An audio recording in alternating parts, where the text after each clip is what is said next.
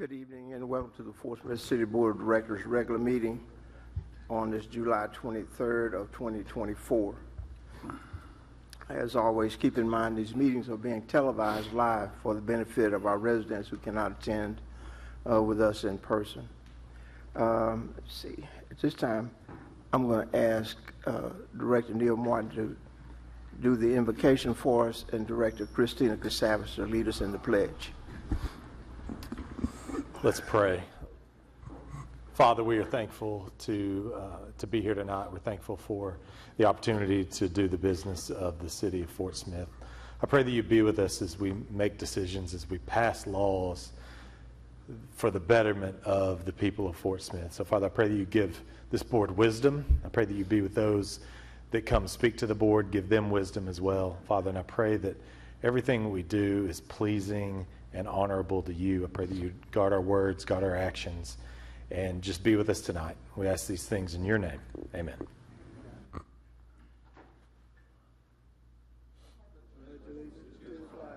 Of the United States of America and to the republic for which it stands, one nation, under God, indivisible, with liberty and justice for all.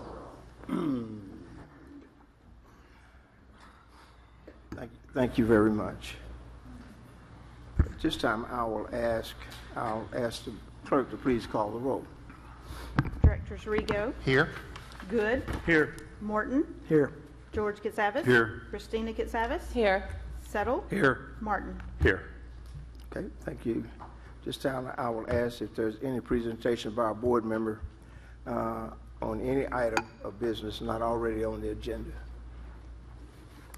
Okay, seeing none, at this time we'll ask for approval of the July 9, 2024 regular meeting minutes. So moved. Second. Thank you. All in favor? Aye.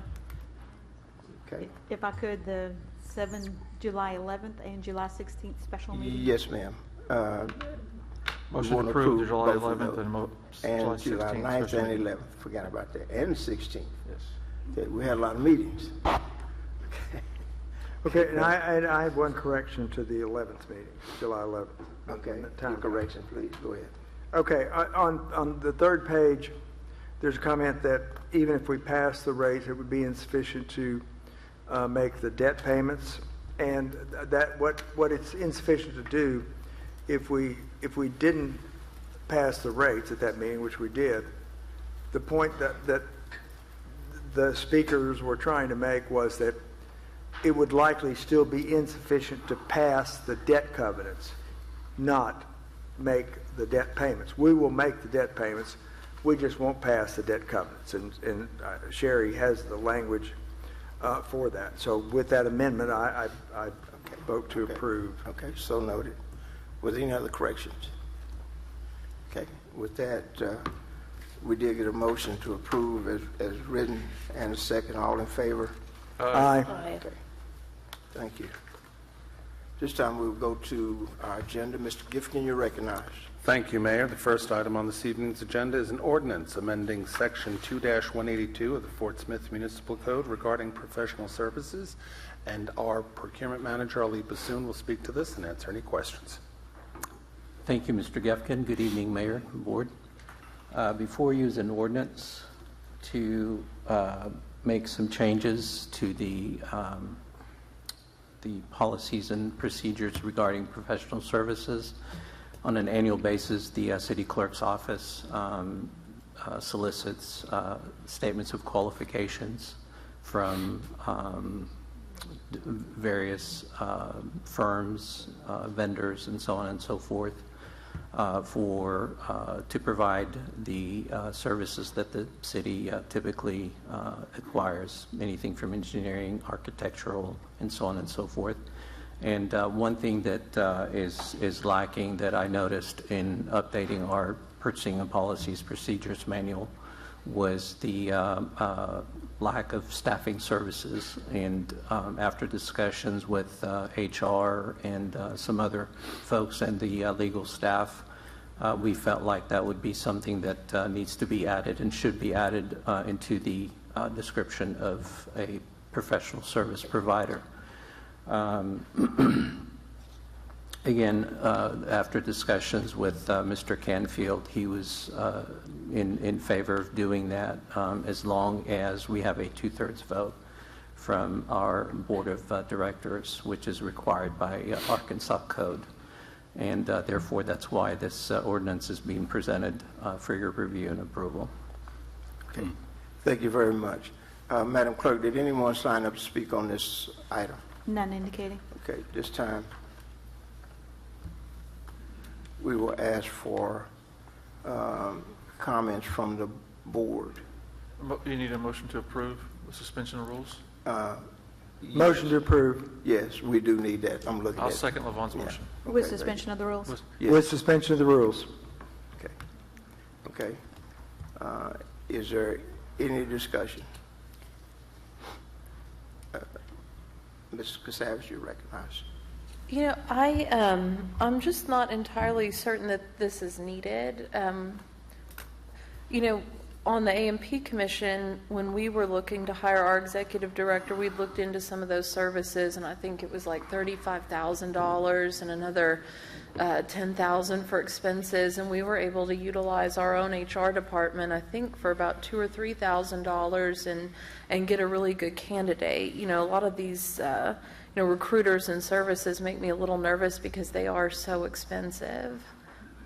Well, this certainly entails that and more. I know a lot of the hourly labor type positions are, we used temporary agencies to, you know, assist the city with its needs for different positions. For instance, a prime example was when we opened the call center, there was an immediate need of acquiring temporary staff. And so we used the temporary agencies. Being that there are several types of agencies out there, you know, we felt like we needed to have a better handle on being able to review and look at their statement of qualifications and the types of staffing that they provide. And thus, you know, the reason behind this. So it's not something that our HR department can handle? They certainly can, but we just need to incorporate the staffing services into the professional services description so that in the event a contract gets to the threshold of $75,000 or above, it would then have to come to you for approval after a formal bid process. So this would eliminate the bidding process and going directly to the statement of qualifications that are submitted by the various firms. Okay, thank you. Yes, ma'am.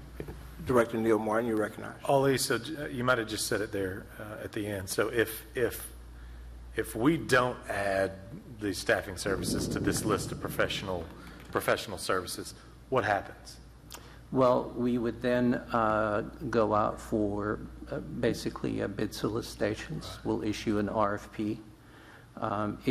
Should we anticipate that a project is going to cost or exceed $75,000 and that we would have a need to hire temporary staffing and that would exceed $75,000, then we would put it out for bid. So it's only if it exceeds $75,000 would we do an RFP. If this goes in, it could go over 75, and we've got Yes, if it's up to $75,000, we would solicit, or we would the purchasing policies require that we get 3 quotes. And in this profession, in this field, it's very difficult to compare apples to apples because the types of services that we might need for a particular position may be completely different from a standard, you know, hourly labor type employee. So this, by virtue of putting the staffing services into the professional services list, again, it will enable us to predetermine beforehand who we can go to and who we can negotiate contracts with for the type of service or type of individual that we're looking for. Okay. And so it basically, you'll have staffing companies that we've got an agreement with, and we can go with them and not have to come to the board and say, Yes, sir. we want to approve this. Okay. Yes, that's correct. Okay. Okay. Okay. Director Rigo. Thank you, Mayor. Is it safe to say that by making this change, codifying this change, this allows the city to better do or better, in a way with better stewardship, conduct business that they're already doing? Yes, absolutely. Yes, sir. Thank you. Yes. Mr. Administrator. And then we'll go to Director LaVon Martin. Go ahead, Carl. Thank you. And I also believe this will allow much greater efficiency and speed in actually engaging these people. The RFP process for something like this, where you're just using effectively a front company to hire people that you would like to hire yourself, but you just can't hire them in the time that you have, and it's a temporary arrangement. This is just much more efficient to do it direct under a professional services contract than to put out bids to a half dozen of these and then do all the evaluation. By the time you get through all that, you've maybe lost weeks of the process, and you've got departments that are shorthanded that you were going to fill in on an emergency basis in the first place. Right. So this makes perfect sense to me that because these are not high dollar things. We're not hiring the head of internal audit or something like that with a local staffing company. We're hiring a professional search firm that does a search throughout the whole country. And that's not what we're talking about. We're talking about local staffing companies where we're filling in gaps that are immediate needs. Is that fair to say? Yes, sir. Okay. Director Christina Casavage, you recognize. So typically, what would we be paying for a contract with one of these professional placement services? I mean, we're not talking about high-dollar jobs here. How much are we spending to get low-skilled workers? It really depends on the needs. I know we currently use temporary staffing for the solid waste department. We also use temporary employees, I believe, at the Parks Department. So it really depends on where the needs are and where the gaps are that need to be filled. But could you... Over time, using the same firm can certainly, it can certainly culminate to a large sum of money if that need or certain positions are not filled, and we continue to use temporary employees. Just like a ballpark, like per person, or is that hard to do? I apologize. I don't have those numbers, but we can get those for you. Okay, thank you. Mr. Dingman, you recognize. Thank you, Mayor. In answer to your question, sometimes if a position is in the $15 an hour range that we would pay an employee, a temporary staffing service might charge a percentage over that amount, where they're paying the bulk of that to the employee, and they're making their business profit on the percentage, which also covers overhead and some insurance type of items. But we may be, instead of the $15 that we may pay directly to an employee, going through a staffing service, we may pay 120% of that, or something of that nature, so that percentage above. And then that's the type of thing that we would evaluate on a as-needed basis for the professional services, the percentage of markup that they have on a particular need, particular employee. Okay. Thank you. Mr. Administrator, you recognize. Thank you, Mayor. Also, when these are open positions that sometimes are hard to recruit or have been hard to recruit, we have gone to temp firms to assist. And one positive thing with that is after a specific period of time, we are allowed to hire them. So if they work out, we then bring them on as an employee, and we've done that successfully as well. So not only is it, will this help us streamline the process to bring on employees through a temporary service firm without having to go through the RFP process and similar, but it can also lead to us having employees. Thank you, Mayor. Thank you. Director Neil Martin, you recognize. Ollie, how many firms do we normally, if they're on this list, how many firms do we normally employ? That I'm aware I of. mean, I'm assuming it's more than one, right? Yes. Currently that I'm aware of, I can think of 6. 6 staffing services that we're using today, or just 6 of all of these other types that are there? Staffing. Okay. Staffing related. Okay, thank you. Are there any other questions from the board? Okay. Seeing none, Madam Clerk, please call the roll. I do need to go ahead and read it for its readings. Okay, please read the ordinance. Ordinance amending Section 2-182 of the Fort Smith Municipal Code regarding professional services. Directors Rigo, Yes. Good, Yes. Morton, Yes. George Katsavas. No. Christina Katsavas. No. Settle, Yes. Martin. Yes. It's approved, 5 in favor and 2 opposed. Okay, thank you. At this time, we'll ask for a motion to adopt the emergency clause. So moved. Second. Madam Clerk, please call the roll. Directors Good, Yes. Morton, Yes. George Katsavas. No. Christina Katsavas. No. Settle, Yes. Martin. Yes. Rigo. Yes. Motion passes, 5 in favor and 2 opposed. Go to item number 2. Thank you, Mayor. Item 2 on this evening's agenda is a resolution accepting and filing the external auditor's report on the city's financial statements, uniform guidance audit, and report on the city's compliance with certain state acts for the year end December 31, 2023. And the chair of the Audit Advisory Committee, George Moshner, will speak to this and answer any questions. Okay, welcome, George. Good evening, Mr. Mayor. I may have to back up a bit.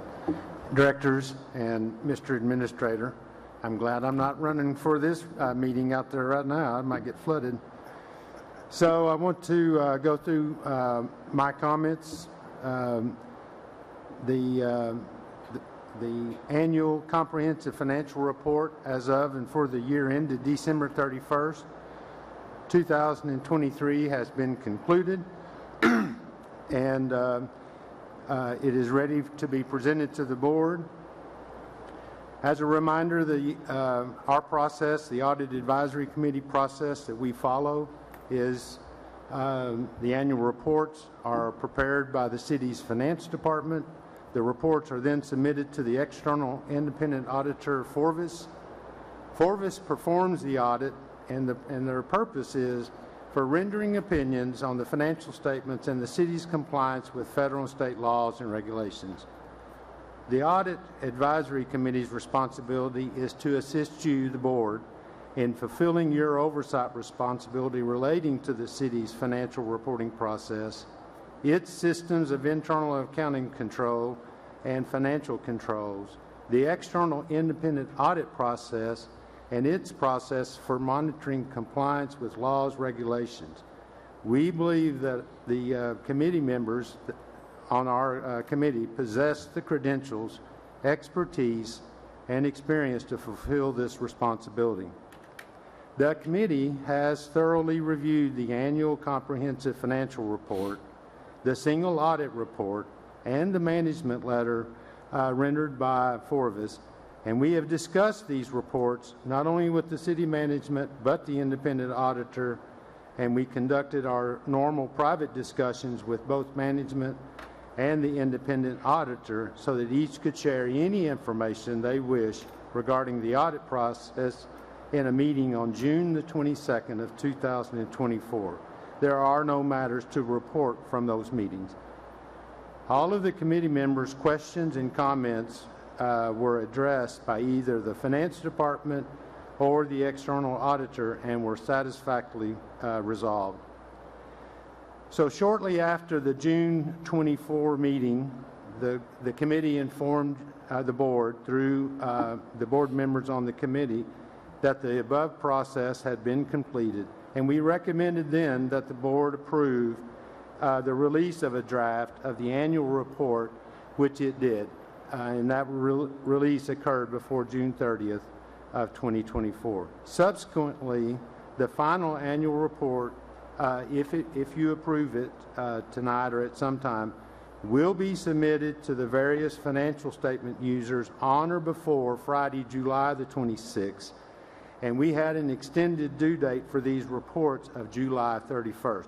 So if we get them filed, if it gets approved and we file them by the 26th, we will be in compliance. As a summary, they refer to it as the ACFRA, but the ACFRA, there's a table of contents, and I know this report is large and it's comprehensive. I encourage you to at least scan the table of contents. If you get a chance, the management's discussion and analysis section has a lot of information, summary information as to the pluses and the minuses that occurred throughout the year, and it's a really good cliff notes of the status of the financial condition of the city. Then there's the auditors rendered their opinion as a result of the audit, and their opinion was an unmodified opinion, which is often referred to as a clean opinion, and that covers the statements of net position, which is the equivalent of a balance sheet, and the statements of activities, which is the equivalent of statements of income, for both the government-wide financial statements as well as all of the fund financial statements, and also includes the notes to the basic financial statements, budgetary financial information that's and the financial information in the back. There was one item of significance that you're very much aware of. The city failed its 110% debt service coverage ratio for its water and sewer revenue bonds. The required ratio is 110%, but what the city achieved as of December 31st, 2023, was 108%. However, you adopted a water rate increase on July the 11th of 2024, which you believe will cure this deficit at some point. This situation has been addressed in two different places, once in the MD&A, the management's discussion, as well as the notes to the financial statements. Now, in addition to the annual comprehensive financial report, the auditors also issued 3 different opinions on what we refer to as the single audits. One of the reports covers financial reporting and compliance in accordance with government auditing standards. The other item deals with compliance for each major federal program, and the report on internal control over compliance. And then the third and final one is their report on compliance with the various state acts that you must comply with. In all 3 reports, there are no instances of non-compliance or question costs. There are no material weaknesses noted. And this year, the city qualified as a low-risk auditee for federal grant audit purposes, which means that the auditors don't have to audit as many of the grants. Forvis issued a management letter, and it states that there are no deficiencies or other matters to be reported to the board. And we want to note that the City Finance Department continues to make significant improvements in the financial accounting and reporting process with that software that they're using. And with the timely issuance of the 2023 financial report, the city will be current with all of its reporting obligations.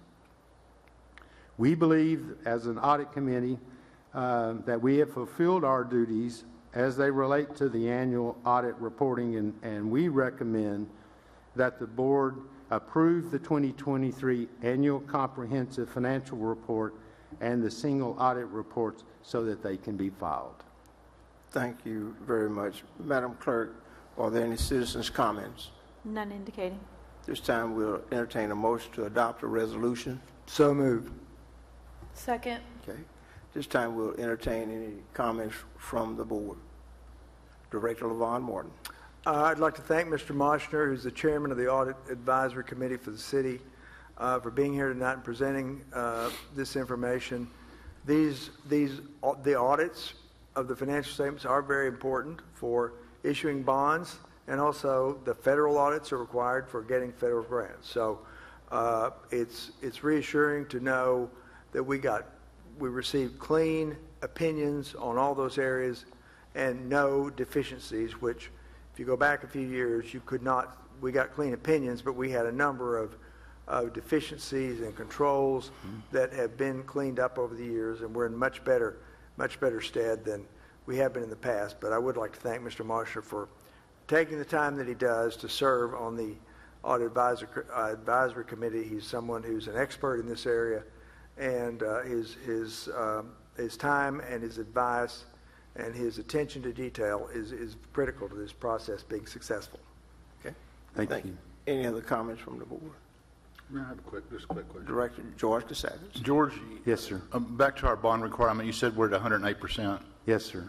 of the required 110%. Yes, sir. So that 2% difference would equal, I think, I heard, what, $400,000? Yes, sir. Okay. Did I hear you say that the current rate increase is not going to cover that? Or did I not hear you right? I said that, actually. He said that in For his 24, comments. a while ago. Okay. for 24, based on the projection using June 30 numbers and the rest of the budget, we're going to fall short again in 24. Now, we From 24 or 25? wait, 25. Okay. 24, no, 24. We're talking about 23 that we were short by 2 points.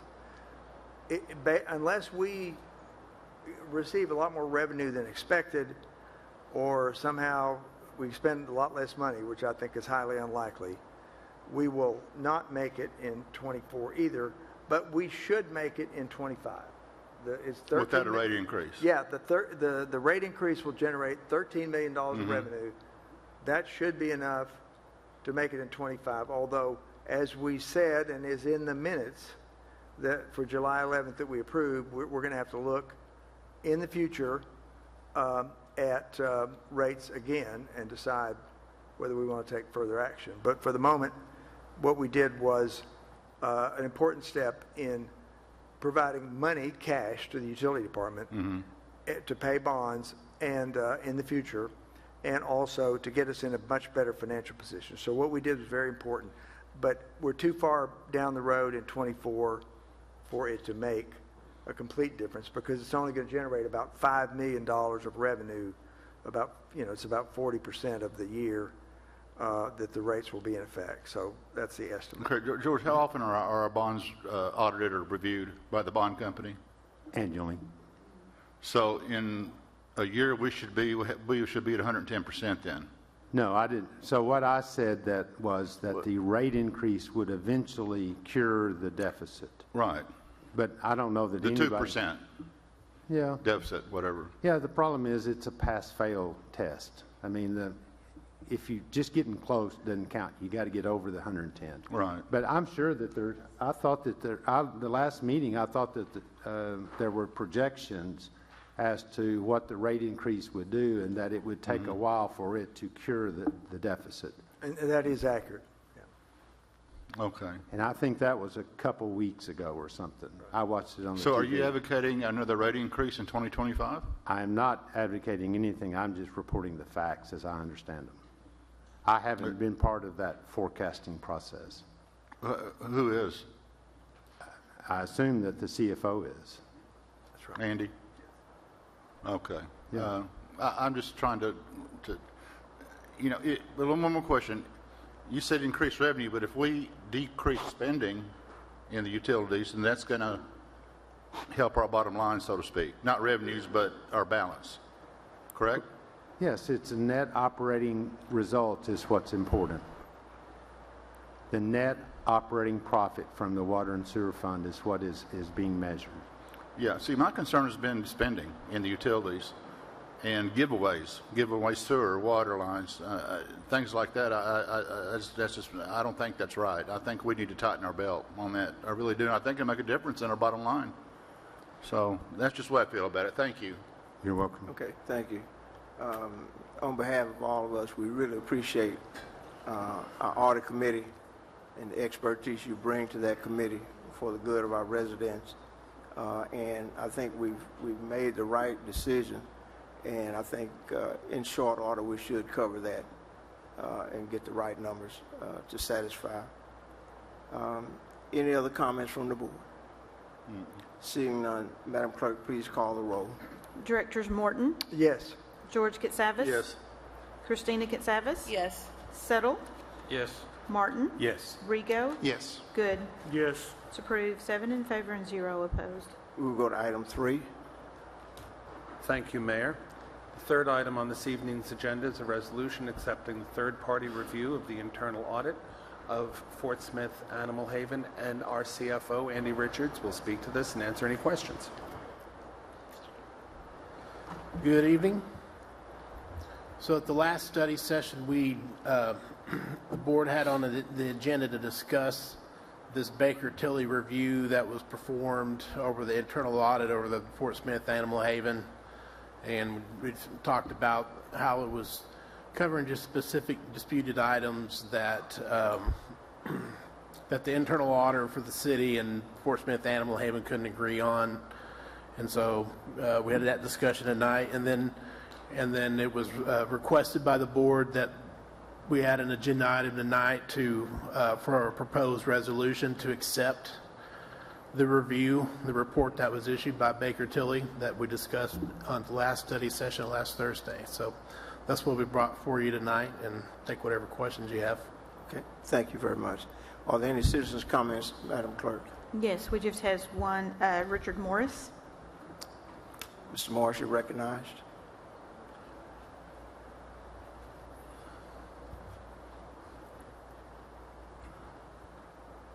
Hello again. I love dogs. It's one reason I'm here, to make a comment. With all the drama, confusion, chaos that ensued throughout this whole Animal Haven debacle, I think it's time that the board, having seen facts and more reports, and chewed this up more than a Rottweiler would, maybe we should get some unanimity on voting yes to approve this Baker Tilly audit. I think it would show some consistency, maybe new consistency. It would certainly shed a good light on the city. And if we can't solve a dog problem, I don't know what we can solve, to be cynical. But, you know, out of a gesture and request of peace and love of animals, in that vein, I hope you're all on board and vote unanimously yes on this. Thank you for your vote. Thank you, Mr. Morris. Any other comments, Madam Clerk? None indicating. Okay, this time we'll entertain a motion to adopt the resolution. So moved. Second. Thank you. This time we'll have questions from the board. Director LaVon Martin. Well, I don't really have any questions about the audit. We've been through that in the appropriate level of detail. What I would like to talk about is something we haven't talked about in detail, is the firm that did the work, Baker Tilly. They are the 9th largest audit advisory firm in the United States. They've got 43,000 employees in 700 offices in 140 countries. Their revenue last year was $5.2 billion. In other words, they're approximately the size of ArcBest in terms of revenue. They are regulated by state boards of accountancy, the United States Securities and Exchange Commission, the Public Company Accounting Oversight Board, and other regulatory bodies that apply in certain circumstances, including the federal government and federal audit standards. They confirmed when we had the study session that they were independent of the city. In fact, I'm not aware that they have any work in the entire state of Arkansas. And if there's any, you know, as a CPA who has to follow professional standards, if there's any reason to question the work they did, I certainly would like to hear it. But I was satisfied with the quality of their work based on reading, because I had no discussions with the firm, never had met any of them or heard their names until we saw them on the screen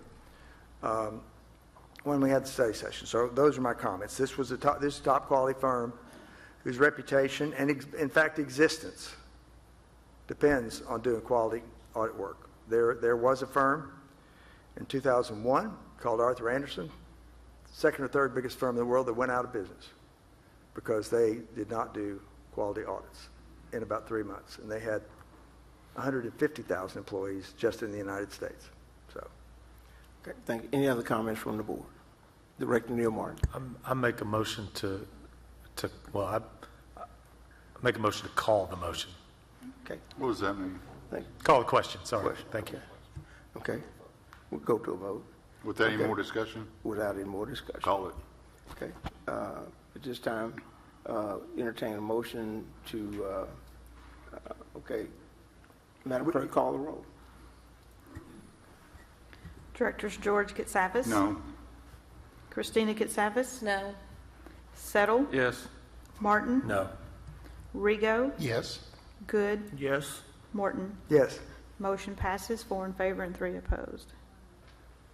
Okay, thank you very much. Go to item 4. Thank you, Mayor. The fourth item on this evening's agenda is an ordinance amending the 2024 operating budget and authorizing funds for the 2024 personnel and capital recommendations. And I am the one who did that agenda item. This is from the study session last week, a summary of what I believe was discussed and what the board requested. So at this point in time,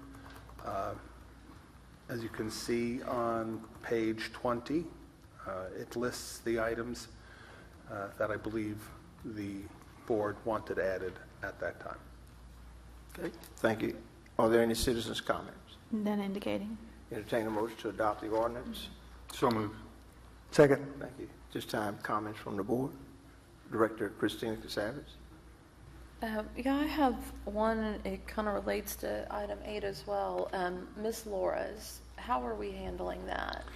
Well, with Ms. Laura's, that's going to be handled by when the work is identified that needs to be done, the city will pay for that, and that's the reason why. Okay, because I saw that in there on the hail damage. Yes, because it's much like any other city-owned building, the Kavanaugh Senior Center, the Washington Cultural and Community Center, the former Boast Center on 74th and Uber.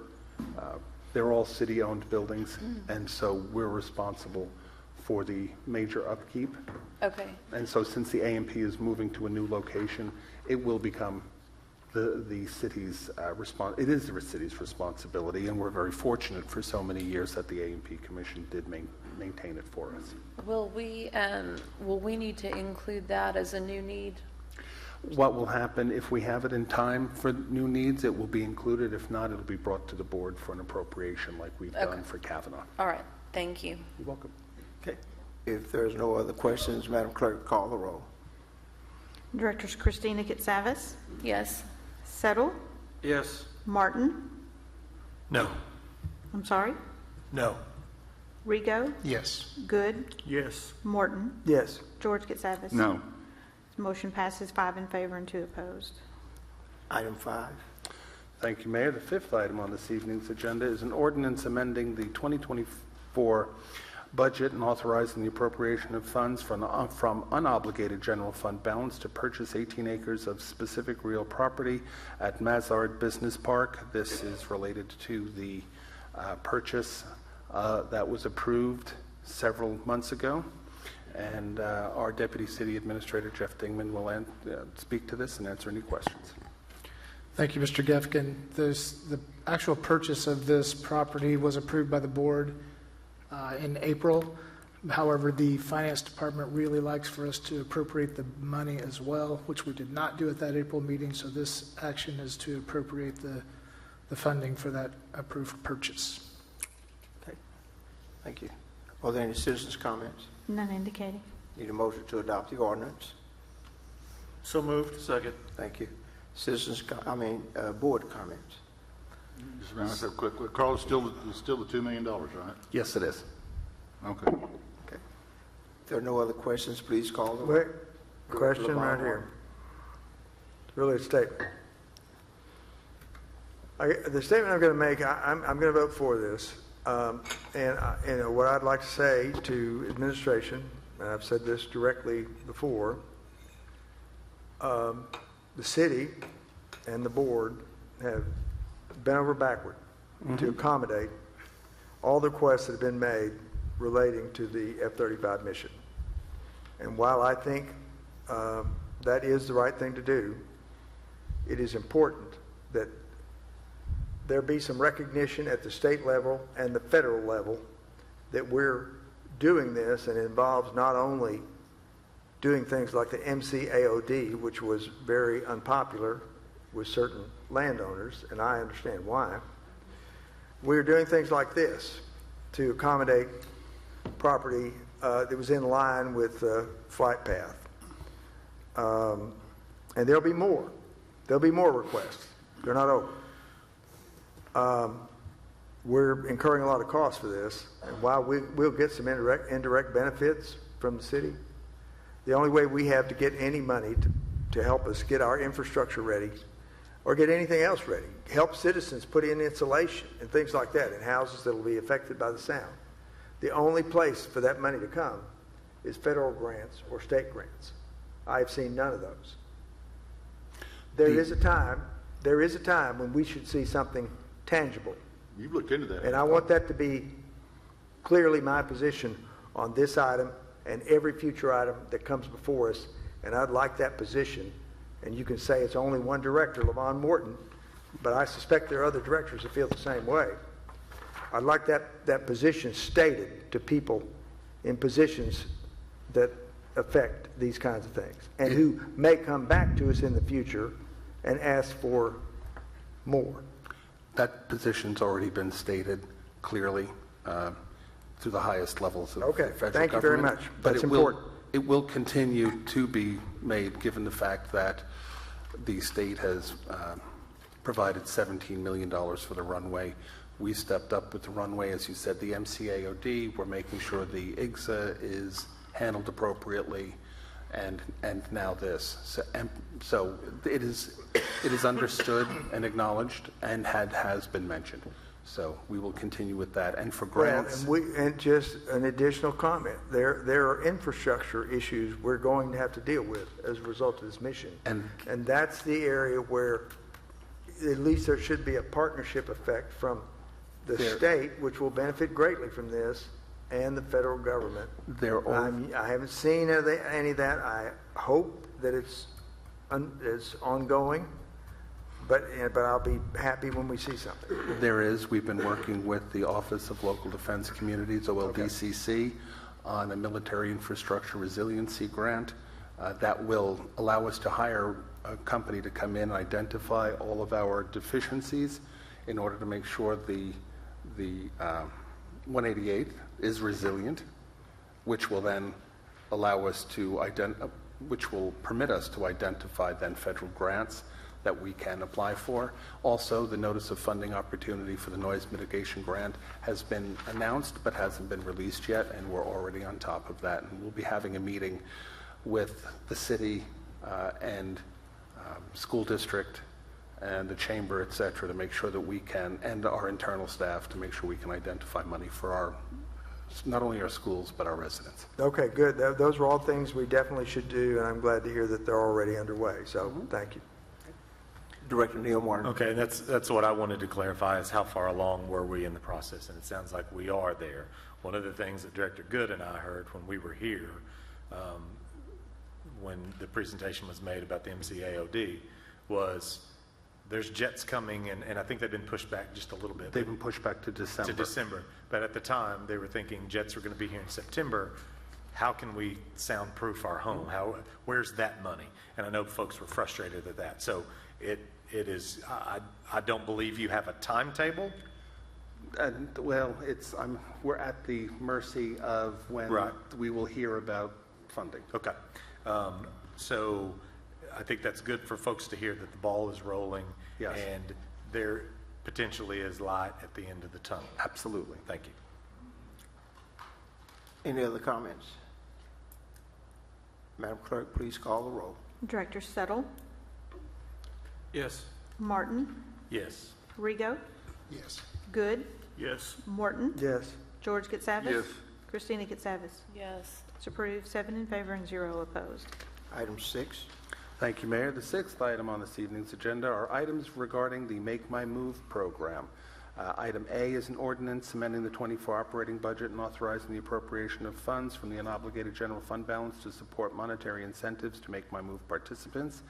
And item 6B is a resolution authorizing the City of Fort Smith to provide monetary incentives to participants who relocate to Fort Smith via the MakeMyMove program.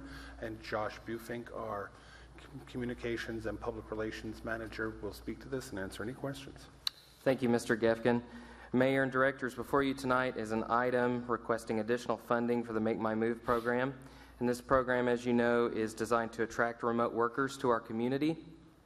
Currently, we offer several non-cash incentives, such as passes to Parrot Island, a discounted membership to the Mill, which is a local co-working space, memberships to the U.S. Marshals Museum, and season tickets to University of Arkansas Fort Smith Athletics. And golf course. And a golf course, yes, and deer trails, exactly. These incentives have a collective value of $1,900. However, out of the 40 communities currently participating in MakeMyMove, Fort Smith is currently the only one not offering cash incentives to participants. The vast majority of these communities offer $5,000 to help with relocation costs. 2 other Arkansas cities are also working with the MakeMyMove program. Texarkana, which has an offer value of $17,100, $5,000 of that being cash, and West Memphis, which offers $10,000 in cash if you purchase a home and $5,000 if you rent. When looking at the site as a whole and all the traffic sources to the website, the MakeMyMove website that is, Fort Smith still falls well below the average application conversion rate.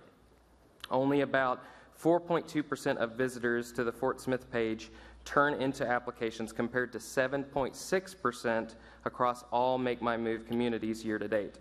So West Memphis, for example, is at 9.6%. So to make the offer more attractive, we propose the introduction of cash incentives to participants of $10,000 if they purchase a home and $5,000 if they rent, which is similar to West Memphis's current offer. This would bring our total offer package to $11,900 when coupled with our current incentive package. This investment will yield substantial returns in the form of local spending and increased economic activity. An investment in this program is an investment in the future growth and prosperity of Fort Smith. And with that, I will stand for any questions. And also, I have Ryan Pike from MakeMyMove on Teams available to answer any questions as well. Okay, thank you very much. Thank you. Madam Clerk, are there any citizens' comments? None indicating. Okay, at this time, we entertain a motion to adopt the items 6A and 6B. So moved. I need a second, please. I'll second it. Okay. This time we will have director's comments. Director Rigo, you're recognized. Thank you, Mayor. Just a couple of questions, Josh, and thanks for your presentation and your hard work on this project. So there are about 76, according to their website, it looks like there's 76 communities participating with MakeMyMove across the country. If you sort on incentives that are currently on the table, you know, Fort Smith is third from the bottom in what it offers people to relocate. Right. So, you know, that's point number one. It seems to me if we're going to be participatory, we should be on par with the successful communities, not the ones that are at the bottom.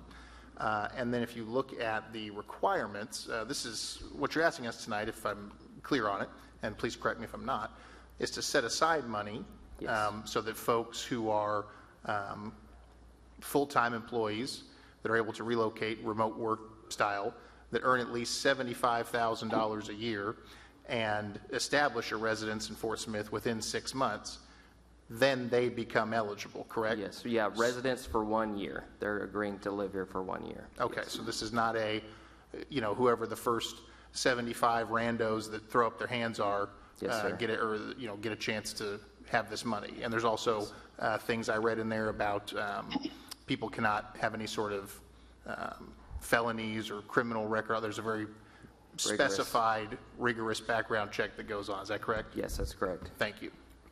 Director George Kasavage. Josh, let me ask you a question. You said so if they come and rent, it's $5,000? Yes, that's what I'm proposing tonight, yes. Okay, how is that paid? Over a period of time?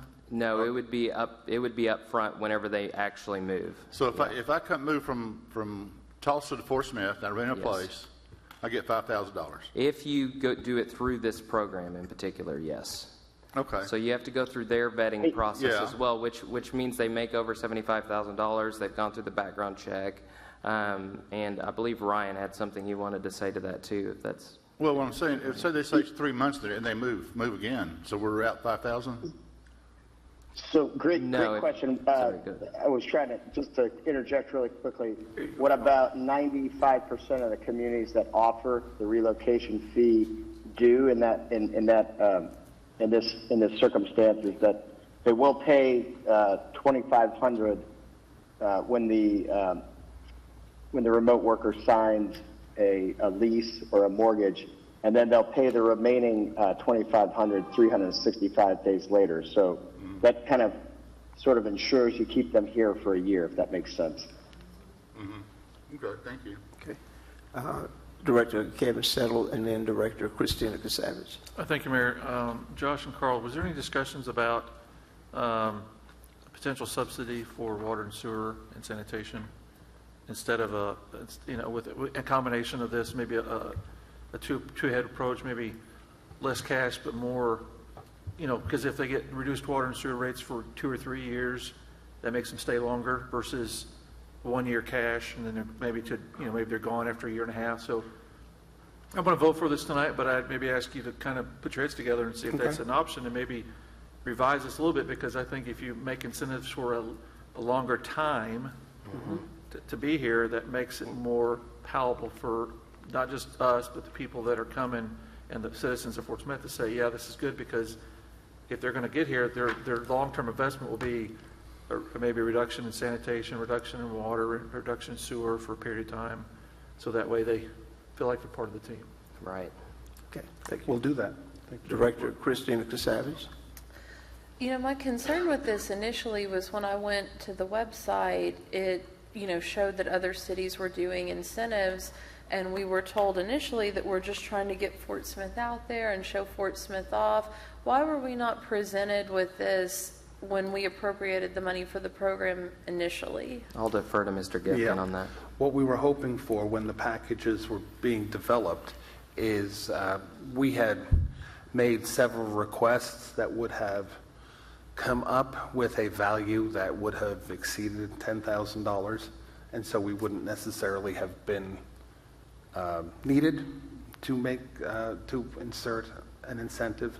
Certain memberships, discounts, I don't want to put anyone out there for saying no, which was their right to do so, but we did receive no. So in order to make us now eligible and higher up that scale, as Director Rigo said, and provide to make us look more attractive, that's why we're coming now and asking for the incentive package. And I thought when we discussed it initially, it was people making like 120 or 150,000. I don't remember it being people making 75,000. I mean, what kind of return are we really expecting to get on this? If we spend $10,000, what kind of return can we expect on that? Yeah, and I can actually get you some of the numbers, the economic impact report that they project based on, 75,000 and up. It really depends on how much each individual that is accepted in the program makes. But Ryan, you might be able to speak further to that. Yeah, for sure. So if we move 25 is the goal. So if we move 25 households, and we're only looking at just the impact of salary that the remote worker is bringing, but 25 individuals at exactly 75,000 would essentially yield $1,825,747 for the return on the investment. Over 1 year? Yeah, that's 1 year. Correct, over 1 year. And are we figuring that in like sales tax they're paying, or how are we figuring that? So I didn't actually figure sales tax. We use a software program called InPlan. It takes direct and indirect, essentially takes direct and indirect spending power through labor income, value added, and output. And then obviously just with any kind of taxes we could throw on top of that, and I could get you a little bit more refined number, that would actually increase that 1.8 million number. So, if ultimately you want me to try to figure out what the sales tax would add to it, it only enhances the number, if that makes sense. happy to do that for you. I just don't have the tools to do that right now because I'm on the road traveling. You know, if we were talking about a smaller number, maybe $500 or something to incentivize people, I might be interested. But $10,000, I mean, we have a lot to offer. I mean, you're comparing us to West Memphis. I think we've got more to offer than West Memphis, that we don't have to spend $10,000 to attract someone here. I think we've added a lot of amenities, and, you know, we have a lot of opportunity here. So, you know, I'm just, those numbers are a little higher than I'm comfortable with. But I do appreciate the work you put in on this, Josh. Yeah. Okay, thank you. Director Neil Martin. Carl, I know that we've received a couple emails regarding folks that have moved here because of this program. Could you give us an update on where we're at? I'd let Josh. So right now we have one person who's moved here as a result of the program. We've made 5 offers, but only one person has agreed to accept the offer. I thought we had a second person that we were on. No, now we've extended offers to several people, but it's ultimately up to them to sign the MOU and decide to move here. Okay.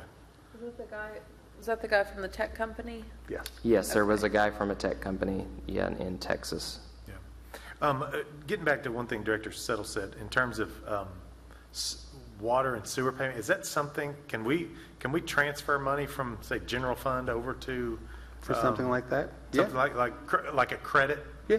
Okay, thank you. Director Levon Martin, and then Director Rigo. My comments were originally going to be similar to what Director Christina Katsavas said.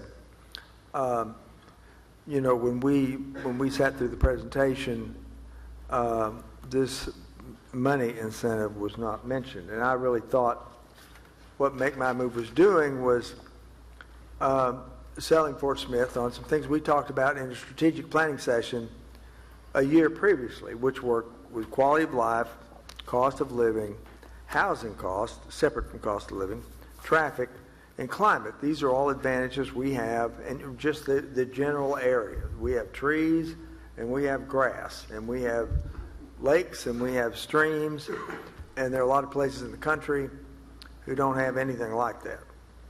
So I thought we were selling this on those features. I did not realize that we would be approached later for this kind of economic output, and I can't really go for these numbers. They're you know, I might go for something less, but you know, these are just too much. I mean, you know, if we've only gotten one with what we've got, to me, you do this program for a year, if it's not working, you stop it. And we already know, we're going to have a lot of people who move here because of the F-35 program. And in fact, I know some people already who have moved here and who are getting involved in the social aspects of the city. And some of the others of you may have met some of those people. So I understand the idea, but selling Fort Smith is different than selling some of the cities that are trying to do this. So this is not something I'm willing to support at this level of economic of cost to the city at the present time. Thank you, Director Rigo. Thank you, Mayor. Just a couple more observations with respect to my colleagues. Fort Smith is obviously a great place. I chose to live here and continue to choose to live here. I was not born here. Even saying that, I think we would all agree that Tulsa, Oklahoma is ahead on the racetrack of where we are. Tulsa, Oklahoma offers $10,000 through this organization and through this program.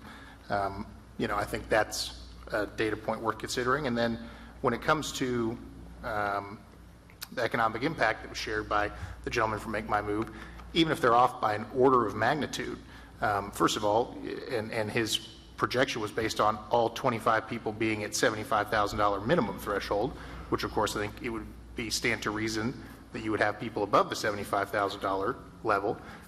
Even if he's off by an order of magnitude, that's still a worthwhile ROI in pure dollars and cents from $250,000. Just a couple observations. Thank you. Director Settle. Thank you, Mayor. Thank you, Josh, for all the work here. I was originally against this, but I'm for it because of what he said last time he was here. This is the start of trying to bring not just the white-collar workers, but the blue-collar workers our factories need. If you go around if you go around town, there are plants that have open jobs daily, and they can't fill them because there's not enough workers. We're about to bring a lot more people here. We want to continue to grow. Fort Smith's got to be a destination city. We got to do other things to bring people here. So I want to try to this, hopefully, because I want those blue-collar workers, those factory workers, those operators, those technicians that make a little bit less than 75 that will still want to come to Fort Smith, because that's part of the next plan of this Make My Move. So that's kind of where I'm looking at, is the long-term investment of all our facilities, our factories, our plants that are here, that have invested in Fort Smith, that continue to grow and spend money that we all approve for incentives that put billions of dollars in our cities over the past 15, 20 years. That a workforce is aging out and they need new workers to replace them, because what we do not want to do is start losing facilities because we don't have workers here. Thank you. Director Rigo. Thank you. Well put, Director Settle. And just one last clarifying question for Josh or Carl or whomever can answer. I mean, if we vote to approve this tonight, it's not an automatic appropriation of $250,000 that goes out the door to make my move and we never see again. Right. Is it accurate to say this would be money that would be set aside on the hope that it would be utilized? And That's if correct. in fact it does not pan out, this is not money that is spent. This is money that then we can reuse for something that works if, again, Make My Move turns out to not be on target with what they're saying. That's correct. Thank you. Mayor, I just have a quick question. Director George Casales. Go ahead, Christina. When did we start this program? We started this program in May, So it's May, June. July. Yeah, middle of May is when we started, so yeah. So do you think 6 months follow-up is reasonable? I think so, yes. And where we can, I agree with Director Morton and Christina. This is just a lot of money. People when they want to go to locate, the first thing is what jobs, what do they pay? Can I afford to move? Can I raise my family there? That's the economic factor of it right there. Somebody ain't going to move here just to get $10,000 to buy a house and take a mediocre job. So They have to already have a job. Yeah, They have to already have a job. Well, Yeah, they're working remotely Yeah, I mean, here. They're agreeing to work yeah, remotely here. but so. I just think right now that I'm sure this is going to pass, but I think in 6 months if we don't have a good report, then maybe we really need to consider this. Thank you. How much have we spent so far with Make My Move? Oh, I don't remember what the first agreement was. I can look that up for you. I believe it's $225,000. So we spent $225,000, and in my mind, that was for them to market Fort Smith and attract people here, people that were making, I thought it was $150,000 or more, that presumably had large salaries that could spend a lot of money. I mean, for $225, we could have taken out a $50 Instagram ad and said, hey, we're paying $10,000 to move here, and not have to spend money on this program. I mean, to me, the money for the program was to market Fort Smith. I just don't understand that. If you're telling me I've got to pay people to come here, then why am I paying you to market it? That's not marketing. Yeah, I think they are also helping with the vetting process too. So a lot of it's the background check. They have a large pipeline of people who are already interested in their website, so we're paying for some of that as well. But I know, we've got a great HR department. I know really, we could have taken out an Instagram ad and said, we'll pay you $10,000 to come here, and HR could have vetted them. Rick, could you vet people? You know how to do that? That would probably generate a large amount of people wanting to move that we would have to vet. Or Chief Baker, could he vet people? I don't know. Well, I mean, we've got resources here. Let's use them. That's all I've got to say. Thank you. Thank you. Director Rigo, did you have any further comments? Just a thought, if we reduce that to $5,000 for home ownership and maybe $2,500 to rent, that would allow us to cut the appropriation down to about $125,000. So if there's some interest, but I think there's some validity to the program. Again, we don't want to be in a situation where major manufacturers are considering leaving Fort Smith because they can't fill the jobs that they have available. So the board certainly can consider that. If I may, most of the people who are applying actually are saying they're going to rent. So the extra incentive, the $10,000, really doesn't come into play very often, to be honest. Okay. Thank you. Director Neil Martin, did you? No, I think that we ought to give it a shot. Obviously, this $250,000 only is spent when somebody comes here. So if people aren't coming here, this money doesn't happen, or this money doesn't get spent. And we do evaluate it in 6 months. And if it's not happening, we can cut the program and be done with it. I mean, I think if we're not measurably through 25 people, if that's 10, 15, whatever that number is, I think we pull the program. But I think we need to be able to see some actionable movement on this. So I think I'm a yes to evaluate and pull that money back if need be. Director LaVon Martin was next in the queue. Well, the comments of Director Settle about the need for employers to have employees, and I certainly understand that there are certain types of employees that employers struggle to hire, and the comments that Director Martin just made make a lot of sense to me. So basically, they have caused me to rethink my position, and I'm willing to vote yes on this, kind of on the same concept that Director Martin said, which is we monitor this for a while and reevaluate and see if it's been successful, and maybe a qualitative evaluation as well as a quantitative, which would consider the renters, how many renters, how many buyers. Renters, you know, I'm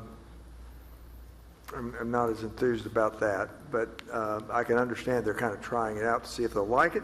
And the truth is, I think once they come and they see what Fort Smith has to offer, I think there's a good chance a lot of them will actually like it. So, so Director Settle and Director Martin have convinced me to vote yes on this. So, for the reasons they stated. Thank you. Director George Casavas. Well, what do y'all think about the mayor's proposal? I'm okay with keeping it as is, with the 5 and the 10,000. We're just kind of having a sidebar over here. Fayetteville is offering $10,750, so that's $10,000 and a bicycle. I say let's stay on par with them. Let's see what that does, and then if we have 5 people that have signed up in 6 months into the year. I say we say forget it. What's our contract with MakeMyMove? 25 is the 12 contract. months. 25. Let's say what's our ability to get out of the agreement with MakeMyMove? Does anybody know what that is? Is there an out clause in our contract? I'm not sure, to be honest. I'm sorry. I'd have to go back and read through the agreement. Okay. I mean, I think we need to explore that. I don't want. We've already signed the agreement. We've already paid the money to them. If we get into a situation where we're not far enough along, I think we can look to get out of the program. But I think we need to see that a actionable numbers as it relates to people coming here. Thank you. Director Rigo.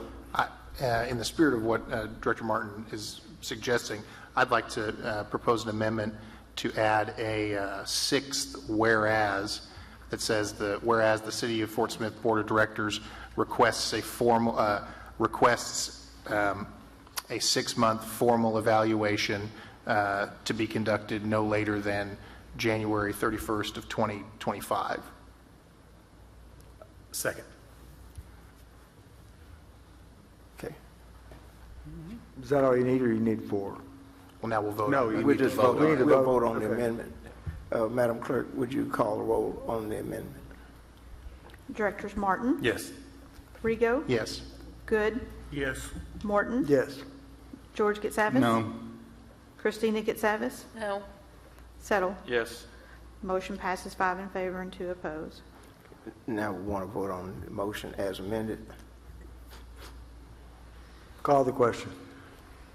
Directors Rigo, Yes. Good, Yes. Morton, Yes. George Getsavis. No. Christina Getsavis. No. Settle. Yes. Martin. Yes.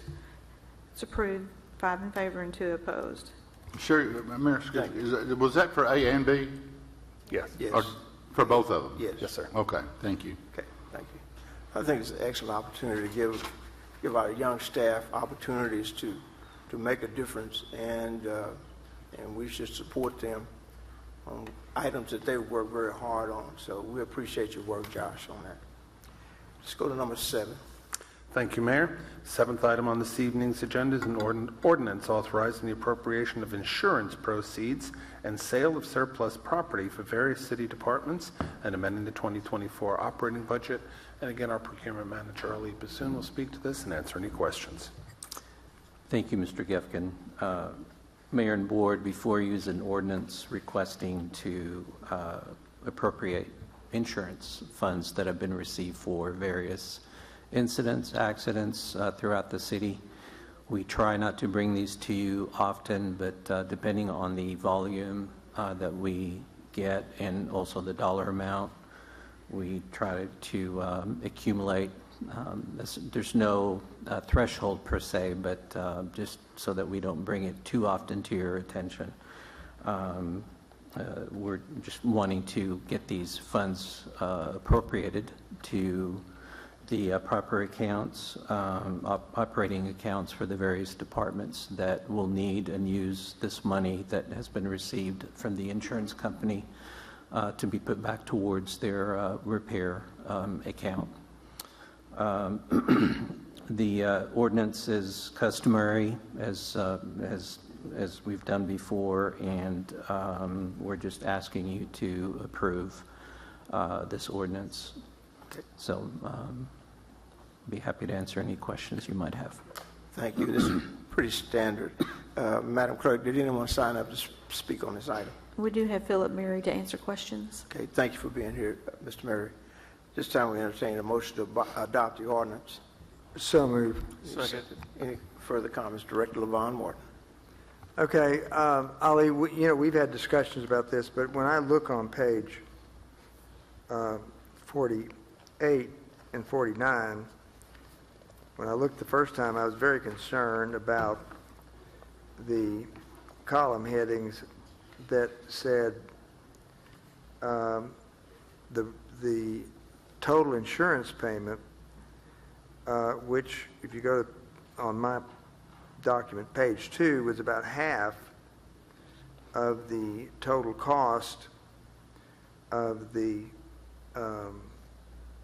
Dale Crampton estimates. Director Morton, we're on item number 7. Oh, I'm sorry. That's quite all right. We're on the equipment That's piece. the next one, All right, yes. very good. I'm sorry. Are there any other questions on this item? Please call the roll. Directors Good, Yes. Morton, Yes. George Getsavis. Yes. Christina Getsavis. Yes. Settle. Yes. Martin. Yes. Rigo. Yes. It's approved, 7 in favor and 0 opposed. Great. It's just, we will go to item number 8. Thank you, Mayor. Item 8 is an ordinance declaring an exceptional situation and waiving the requirements of competitive bidding and authorizing the mayor to execute an agreement with Dale Crampton Company to furnish repairs for various hail-damaged roofs. And this ordinance will approve the agreement as revised. Thank you very much. Madam Clerk. And Ali will speak to this. Okay, Sorry I'm about sorry. Thank you, Mr. Gefkin. If you'll bear with me, I have quite a bit to share with you, and maybe this will answer some of your questions. First of all, I'd like to point out to Madam Clerk on the ordinance, in Section 2, there's reference to Exhibit A, and that has changed to Exhibit B. And also, between the revisions that you received yesterday and this afternoon, we had found a couple of things that were overlooked, and unfortunately I was not able to email those changes to you. Our internet system was down, but I wanted to point those out. There are minor changes as requested by Mr. Canfield. One of the changes that was not in yesterday's copy, but that will be submitted to the city clerk's office, was regarding the time of completion. Instead of August 30th of 2025, we changed that to 365 days from date of notice to proceed. And then also the other change was in regards to the decision maker, and a note was added to say that the owner will be the initial decision maker. In the other set of documents, there were no changes other than indicating and showing the language that was stricken out from the contract that was presented to you. I'd like to point out a few things on the exhibit that you received in your package, the schedule that shows the various locations. The initial amount check, AML check amount that we have received, these are funds that we did get from the Municipal League, just like we did in the previous ordinance where the funds were appropriated. These funds have already been appropriated. So that column is for amounts, the amount of money that has already been received by the city. The recoverable depreciation amount, that is the gap basically between the replacement cost versus the actual cash value of the repairs. And basically that's just an incentive for the city to get the repairs done, and once they're completed, the city will receive the additional funds from the Municipal League. So on the third column, this shows the total AML insurance payment. Although we have not received the recoverable depreciation amount, we just wanted to show you what ultimately we would have received from the Municipal League, which would have amounted to $3.8 million.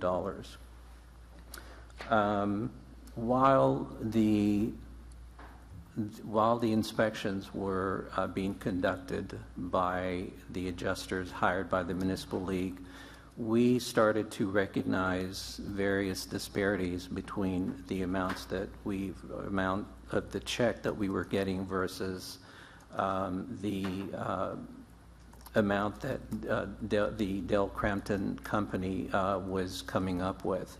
I took the initiative to I didn't necessarily hire Dale Crampton. I reached out to them and expressed our concerns, knowing that there were big differences between the damages that were visually seen versus the funds that were actually received.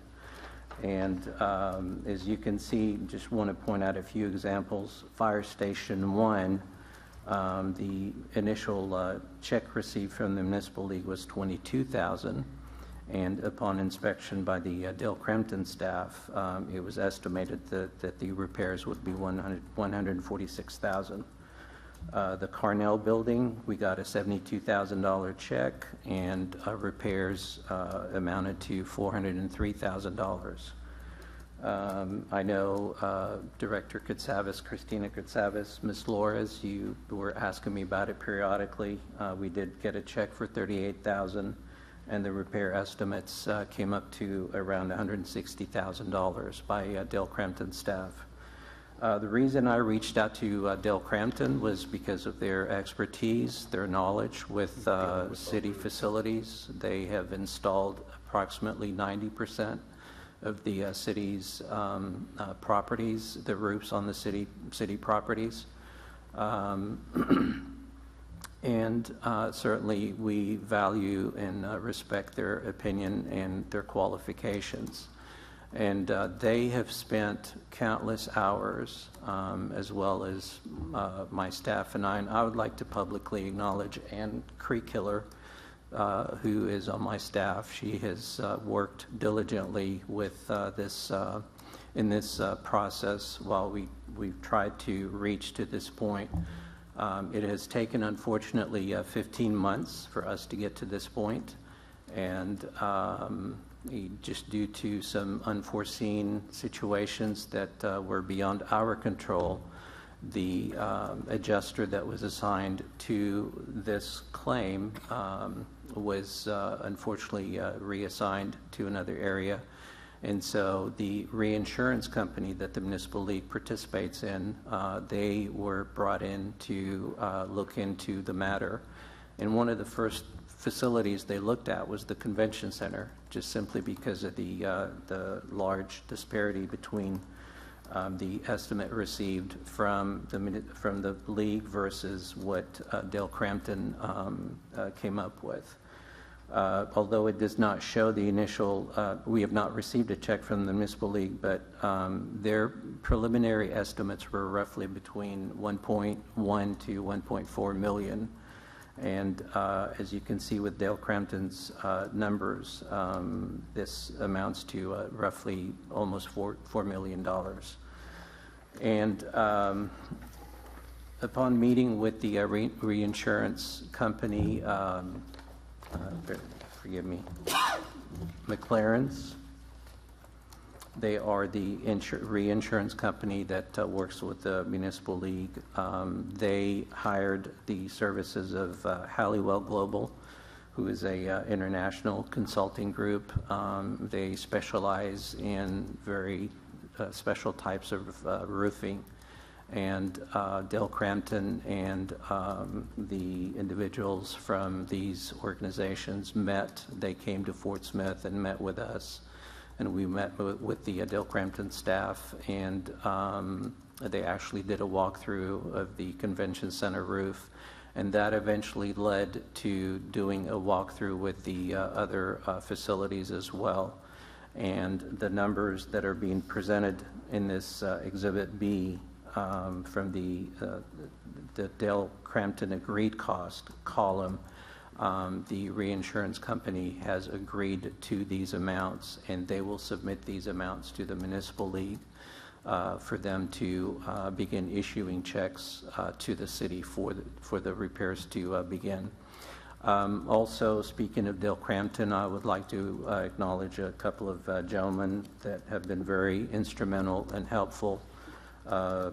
Colt Rainwater and Clay Fairfield. They have spent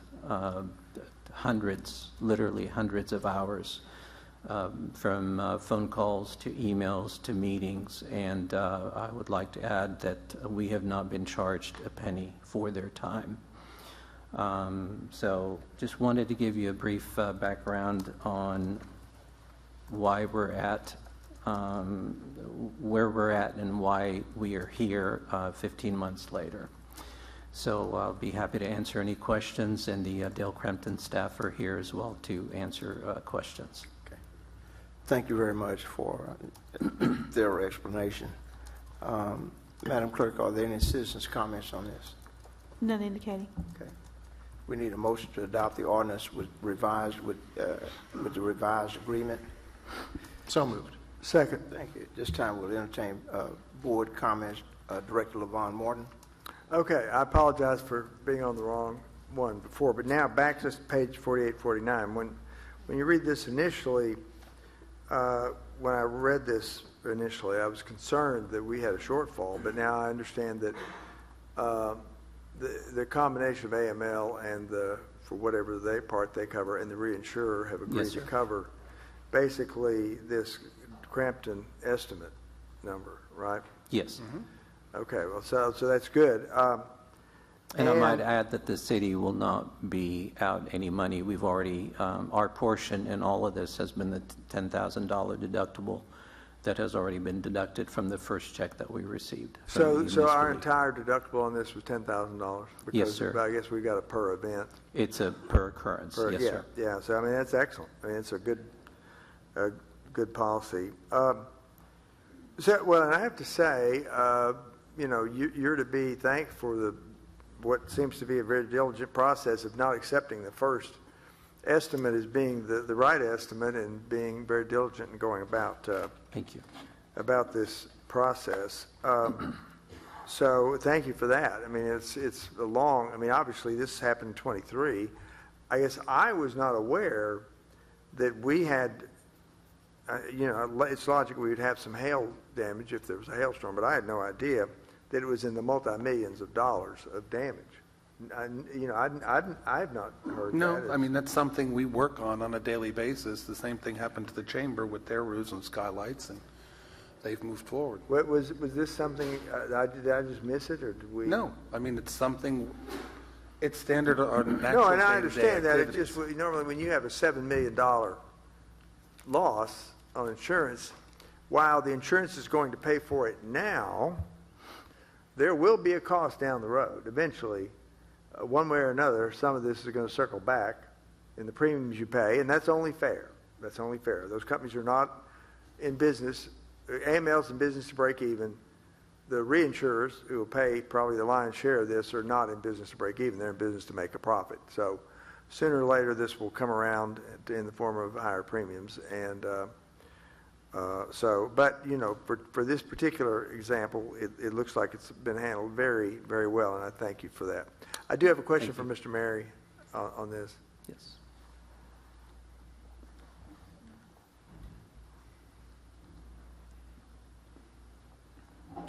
Mr. Mayor and Sherry Gard, I apologize. I checked number 7 and I meant number 8. My apologies. So are you familiar with Dale Crampton? Yes, sir, I am. And they do mostly commercial roofing, Yes, sir. Is that right? And I got to come to Fort Smith in 1976, and all I heard about in my very first year of training was about the #1 roofer in the area is Dale Crampton. Okay. And I have seen their work over the many years. I knew Mr. Dale Crampton, the founder. His son Rodney Nocky took it on, and Fred, and now these gentlemen here. This group is sterling. Their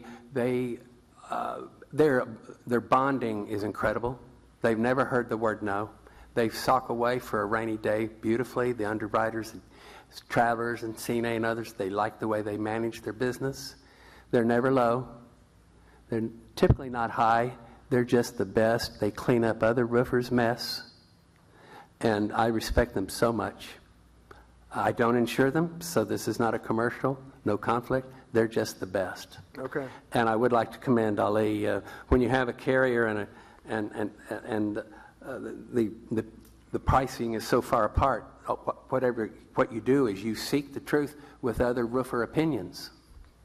And there were no others that could come to this table and use C-Plast. It's a very special grade, a very special form of labor that's involved. And so the truth was Dale Crampton convincing the carrier, Alliant, that their number was correct and that there was not, everything was not being presented early on the way it should be. This gentleman took him to task. Denise and I called early on, do you need any help? He said, I'm getting reports from all the division heads. I'm taking it from here. If I need you, I'll call you. This is his day. And AML and Alliant did wonderfully. Okay. And Dale Crampton's really the best. Okay. Thank you very much. Director Rigo and then Director Neil Martin. Thank you. And I just want to extend echo the kudos to Ali and his team for their hard work. And especially you, sir. I mean, we all know your retirement is imminent, and your last day is August the 16th. And I know that we have all been around people who are in that last phase of something and who don't work hard to run through tape and finish the race, and who take things like terminal leave, or there's months on end where you don't see them, and then I guess they're just done. And for you to work so hard, so close to the finish line, I think speaks to the kind of human being that you are, and really is an inspiration. So thank you very much. Thanks, sir. Thank you.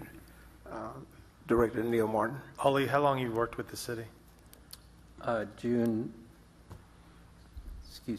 4th was my 30th year. June 4th is your 30th year. Well, Yes, so $3.8 million was the difference here. Yes, sir. I think he paid for himself.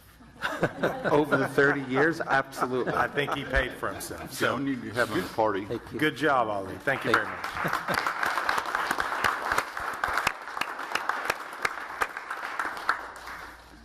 Thank you. Okay, thank you. Are there any further comments from the board?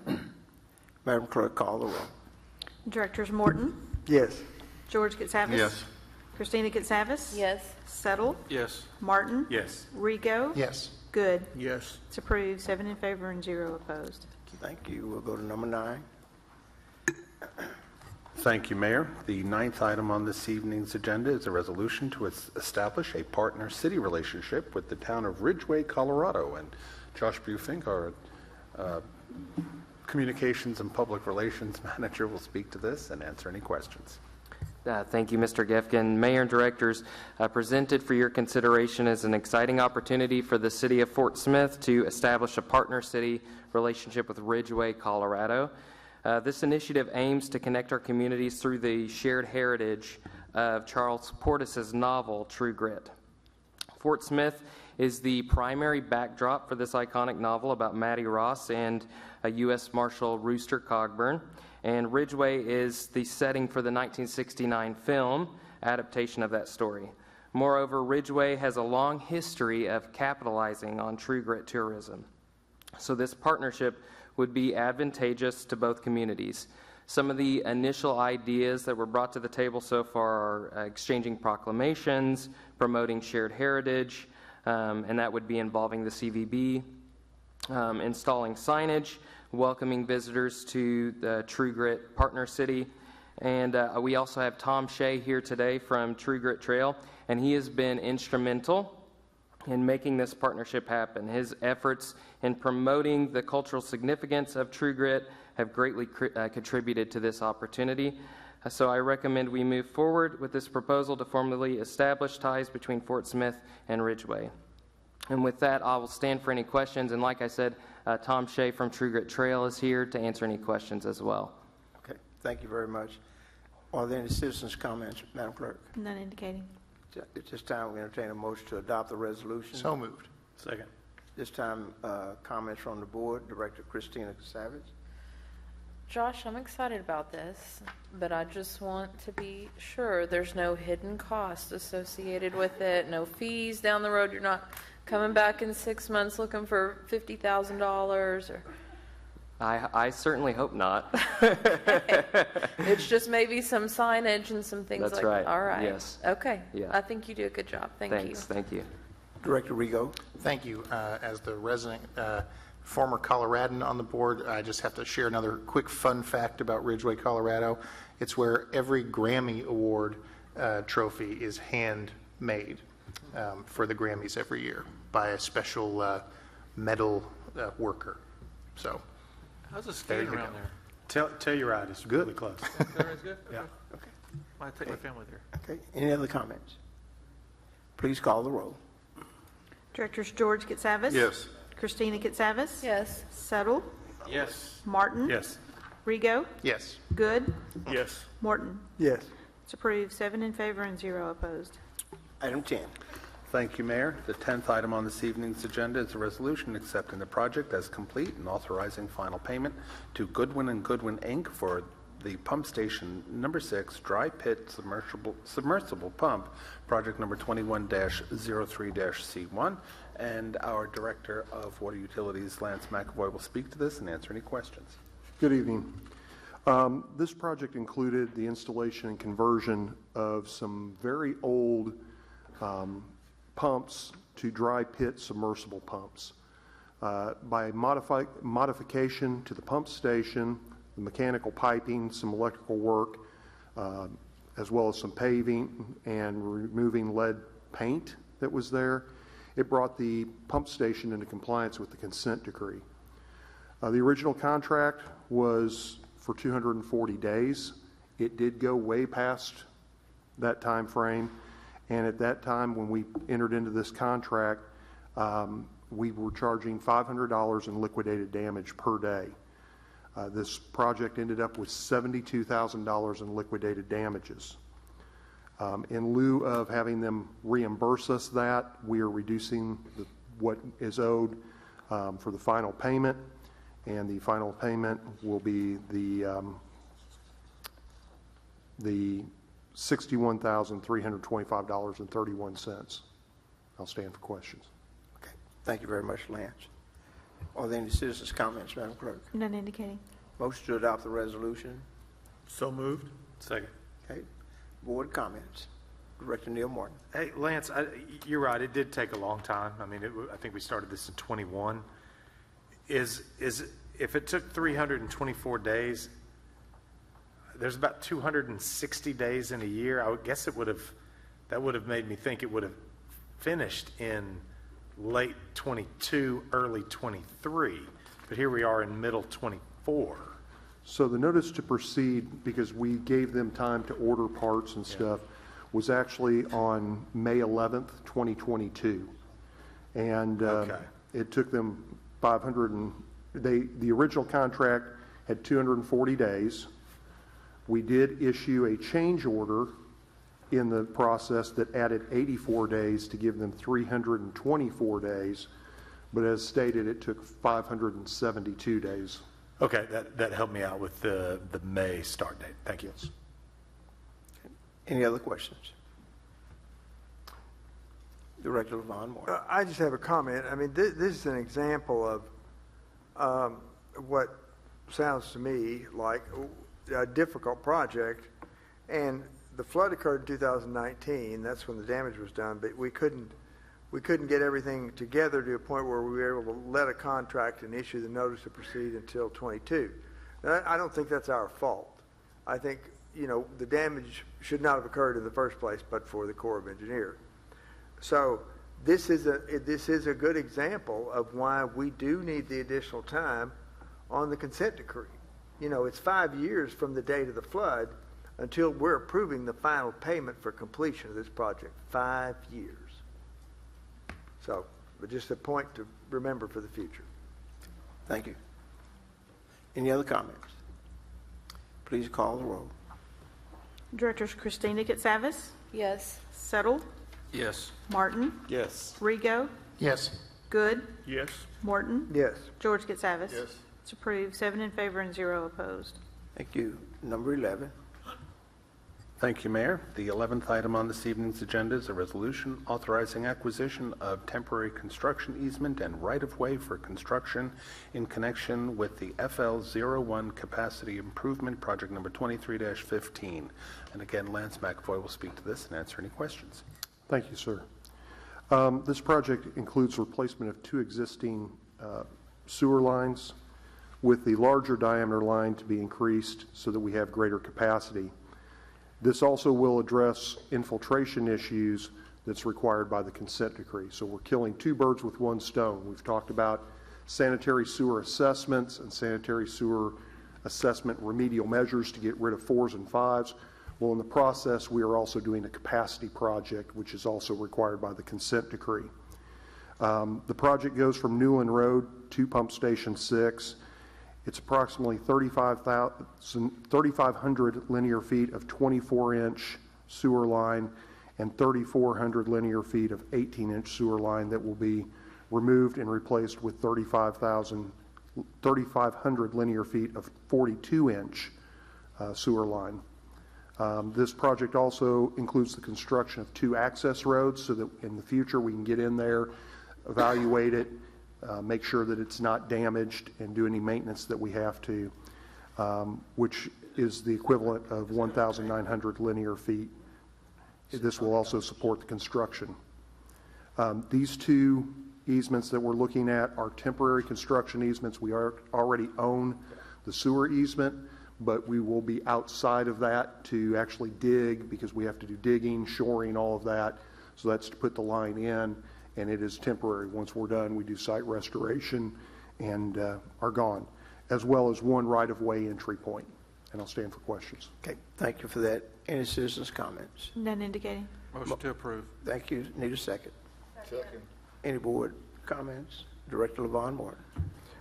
You know, I'm not familiar with parcel numbers, so can you tell me what part of the city this is located This in? is off of around Riverland Drive on the east side, over by, I believe that's Fort Smith Park. Thank you. Any other comments? Please call the roll. Director Settle? Yes. Martin? Yes. Rigo? Yes. Good? Yes. Morton? Yes. George Katsavas? Yes. Christina Katsavas? Yes. It's approved, 7 in favor and 0 opposed. This time we'll go to the consent agenda. Thank you, Mayor.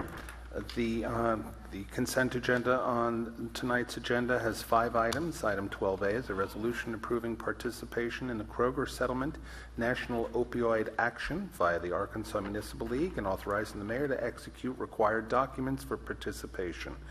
Item 12B is a resolution authorizing amendment number 1 to the professional services agreement for project engineering services with Burns McDonnell. Item 12C is a resolution accepting the proposal of GSM Engineering Fabrics, LLC for repairs to the filter press at the Massard Water Reclamation Facility. Item 12D is a resolution authorizing the execution of a non-residential solid waste collection and disposal permit and agreement with SRK Waste, LLC. Item 12E is a resolution authorizing the execution of a non-residential solid waste collection and disposal permit and agreement with MSG Waste and Refuse, LLC. And are there any items for which the board has questions? Just a quick question on D&E. C. A and C. Well, might as well throw in B and call it a day. Sorry.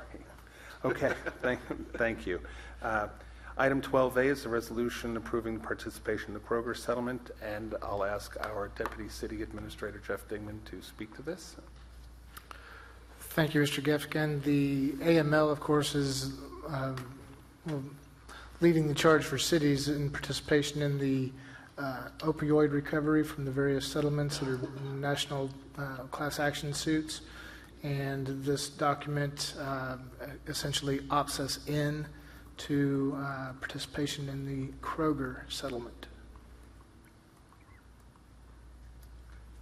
So my question is this. You know, I get confused on some of these national settlements because it says the attorneys general of the various states agreed on a national settlement, and you know the damage is invariably to the people who live in the cities or in the rural areas. Yet the money goes to the states, and it's not clear to me where it goes after that. So my question on this is, are we going to get any money for participating in this, and have we gotten any money for participating in any of the others? The money that comes to the state of Arkansas goes to the Arkansas Opioid Recovery Program, AORP, and that is a state-run organization, and then programs that wish to address opioid issues across the state, cities and otherwise, need to file an application that in Fort Smith require the approval of the mayor and the county judge. And so the projects are vetted, and you've actually approved a program for the utilities department in order to carry Narcan.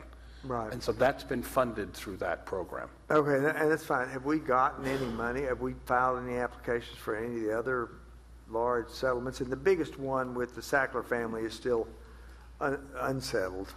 The numbers have been thrown around, and it's been thrown out of court, though, because the judge didn't like the settlement. But would we expect that some of the money eventually would flow down that we could use on health care in some fashion in the city, whether it be us or some healthcare organization?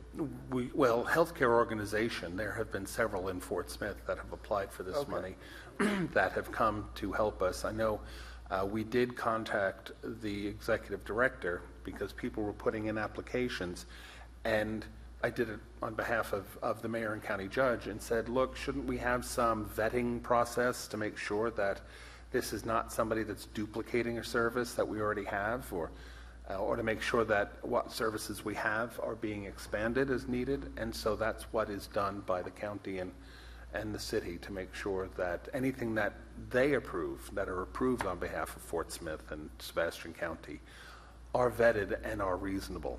What happens in other counties? Well, I just would say on all these kinds of things where we're signing up to go along with a big group, it's important to make sure that we know what benefit we stand to gain from doing this. You know, it's not always clear to me. I mean, then the money seems to get to a certain point and stop before it gets to the city or the entities in the city, and that's not the way it should be. That is the way it is so often, though. That was my question on A. So I have no other questions on A. No further questions on A? None. Okay. 12C, a resolution accepting the proposal of GSM Engineered Fabrics, and Lance McAvoy, our Director of Water Utilities, will answer any questions. Lance, I had a question on this. Just with, we have 2 filter presses, right? We have one at Massard. One at Massard. Then what's the $250,000 savings that's mentioned in the memo? So we would have to pay a firm to come in and truck if we send the filter press at Massard out to the manufacturer to fix it, we have to still handle the sludge for the 3 to 4 months. So we would actually pay a hauler to haul it all the way over to P Street. Okay. And that's the $250, but that also doesn't include the overtime that we would be, because instead of running 4 days a week, we would be running 6 days a week when the landfill's open. So they're fixing it on They're going to fix site. it on site. It's going to take 2 weeks. We may be hauling for 1.5 weeks, and that's where the savings is. That's it. That's all I had. Okay, thank you. And then items D and E are one of I'd see. I had a question on Oh, C. I'm sorry. So when this project is finished, will Massard be at a point where it's back in compliance with the state? This is just for our disposal of solids. And right now, for that aspect, we are in compliance. We take the solids that are pulled out and that are produced in that aeration basin, the small one, and those go into a filter press, and it squeezes the water out because it's cheaper and easier to transport dry cake. And then that cake is taken over to the landfill, where it is put in the landfill to produce methane. Okay. So, but with respect to clearing up the problem with ADEQ, refresh me on the timeline on that and where we are in the process. So, and I believe Mr. Gefkin sent out our quarterly report to you.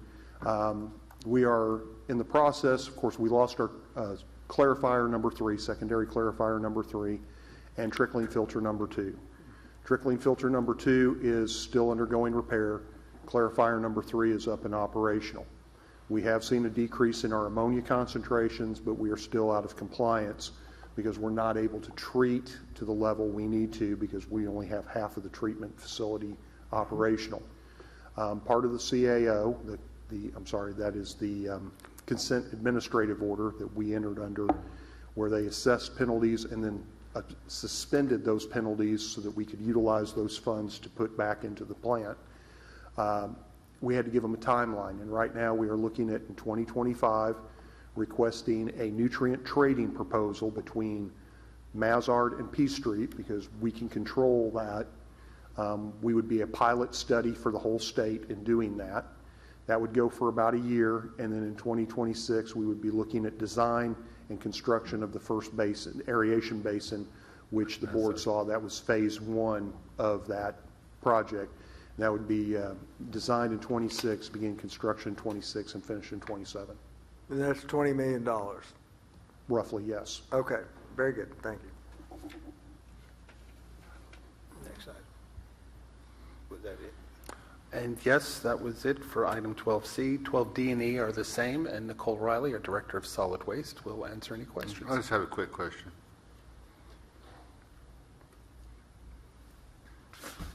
Nicole, who's SRK? A hauler? Like, what do you mean? I'm sorry. Where are they from? Yeah, we can look at the agreement. I don't know exactly where they're from. They're not local.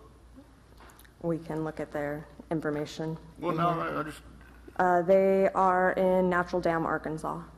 have they done business with us before? They have. This is a continuation of their agreement. I believe Okay. their first agreement started And in MSG. 2022. And MSG is... Yes, ma'am. Yep, we can look at that. MSG's all over town, let me see Yeah, that. MSG's been around for a while. They are out of Fort Smith. They're local. Yeah, And we've done business with them before. they have. It's a continuation of Okay, their agreement. thanks. Yep. Is that it? Okay, those are all the questions for the consent agenda. Okay, thank you. Vote time. Did we have any citizen comments, Madam Clerk, on? None indicated. This time we entertain a motion to adopt all consent agenda items. Second. Thank you. If there are no further comments, please call the roll. Directors Martin, Yes. Rigo, Yes. Good, Yes. Morton, Yes, George Katsavas. Yes. Christina Katsavas. Yes. Settle. Yes. It's approved, 7 in favor and 0 opposed. This time we'll go to the officials forum in the interest of time. I don't have anything this evening. 4 o'clock. Would Why you don't make you that do it when it lead? comes your way? Okay, I'll make that announcement. Thank you, I appreciate that. I don't have anything. We'll start with Director Rigo. Thank you, Mayor. I did have two things. First of all, thanks to Lance and everyone who worked hard after hours and overnight, last night and through into this morning, to repair that broken water line on the north side of Rogers Avenue near Central Mall. Well done. And then also just wanted to thank everyone involved with the $14.5 million EPA pollution reduction grant that we just received word about yesterday. That's a grant that's going to go towards the alleyway rehabilitation and connectivity, electric vehicle charging, solar power efforts, and other things. And so thanks to Joshua Robertson, Chris Hoover, Michael Mings, Ken Savage, Candace Cabucci, Lance McAvoy, and everyone who worked on that, and to Carl for assembling and leading this great team. Thank you all very much. Director Good. Director Levon Morton. certainly I echo Director Rigo's comments on the $14.5 million grant. This is really a great thing for Fort Smith, and hopefully it's the first of many grants to come that will help us do a lot of great things in the city. The second thing I want to say is I did attend the SSA public meeting last night at the library where representatives of the utility department were on hand with pictures and pipes and charts and maps showing the basically work around the city that's designed to eliminate sewer overflows and sewer problems. There were at least 20 people there from the public. It was very educational, and I would encourage utilities to have that event again in a few months with maybe updated information and hopefully some additional projects. And the final point I have is I have a question for James Gentry. I believe he's here.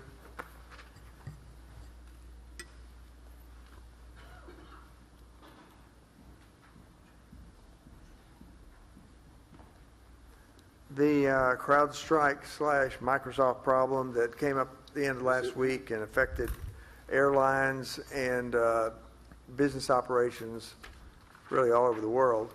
Yes, sir. Did we have any adverse effects from that? And if we did, how were they dealt with? We experienced no direct adverse effects. Some of our contracted services, such as our ERP Munis, they did have some effects, but we had tickets open with them, priority tickets, and effectively had to wait it out while they resolved the issue and restored our services. But no, we had no direct impact to our on-prem services here. And were our services that we had to go through the ERP vendor, were those handled fairly quickly? Yes, sir. There were many different modules of Munis that were impacted. They came back online one at a time. Okay. I would say within, compared to a lot of folks that are still, or a lot of agencies out there, organizations that are still impacted today, I would say we recovered exceptionally quickly.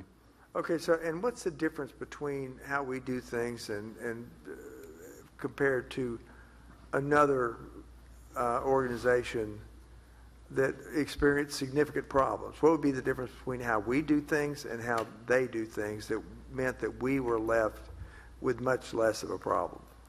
Well, without going into too much detail about our cybersecurity measures, we use different approaches and different tools than those that were impacted by this event.